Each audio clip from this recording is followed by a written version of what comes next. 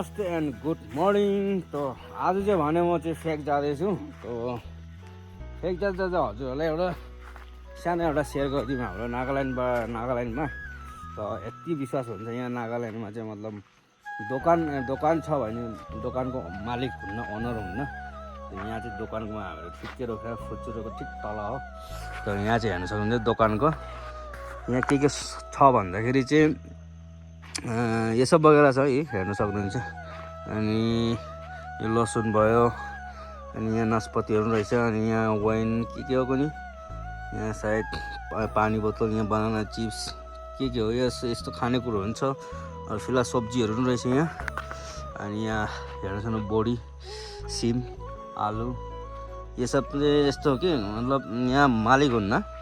अनि यहाँ हेर्न सक्नुहुन्छ यहाँ सबै खानेकुरोहरू रहेछ। यो चाहिँ मिचिङ्गा पत्ता रहेछ। अनि यो पनि यस्तो मुरीसुरी बनाएर ठक्कसँग रहेछ। यहाँ पनि नास्पाती रहेछ, यो स्क्वास, यो चाहिँ के रहेछ थाहा भएन, के हो टमाटर होला त्यस्तो खालेको नि। यो चाहिँ खिरा, अनि वाइन रहेछ। मतलब अलग अलग दोकान रहेछ, तीनजनाको होला सायद, यो एकजनाको, त्यो एकजनाको, त्यो एकजना। अनि यहाँ चाहिँ के भन्दाखेरि सबैको प्राइस लेखेको हुन्छ यहाँनिर चाहिँ। अनि हेर्न सक्नु यहाँ चाहिँ 50 रुपियाँ लेखेको छ है, यो पनि 50। अनि यहाँ यो मटर बनाएर 20 रुपियाँ, यिनीहरू 100 रुपियाँ। यदि तपाईँहरूलाई लिनु मन छ भने चाहिँ यहाँदेखि लियो, यहाँ पैसा राखिदियो। अनि जिपेको सुविधा पनि रहेछ यहाँ। यस्तो है, यतिको चाहिँ विश्वास हुन्छ नागाल्यान्डमा चाहिँ। मतलब अरू जग्गा कस्तो छ त्यो चाहिँ थाहा छैन, अब यति अब अरू जग्गा त गइएको छैन।